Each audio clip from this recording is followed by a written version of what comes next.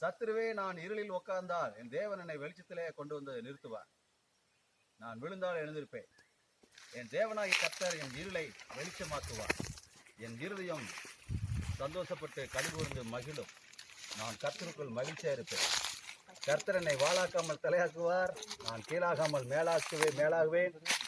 அவர் என்னை வேடனுடைய கண்ணிக்கும் பாலாக்கும் கொள்ளை நோய்க்கும் தப்புவிப்பார். தமது சிறகுகளால் என்னை மூடுவார். இரவில் உண்டாகும் பயங்கரத்துக்கும் பகலில் பறக்கும் அம்புக்கும் மத்தியானத்தில் பாலாக்கும் சங்காரத்துக்கும் நான் பயப்படாதிருப்பேன். கர்த்தரின் வெளிச்சமும் ரட்சிப்புமானவர், யாருக்கு பயப்படுவேன்? கர்த்தரின் ஜீவனின் பலனானவர், யாருக்கு அஞ்சுவேன்? கர்த்தரின் மேய்ப்பராய் இருக்கிறார். அவர் என்னை புல்லுள்ள இடங்களில் மேய்த்து அமர்ந்த தண்ணீரண்டை கொண்டு வந்து நிறுத்துவார்.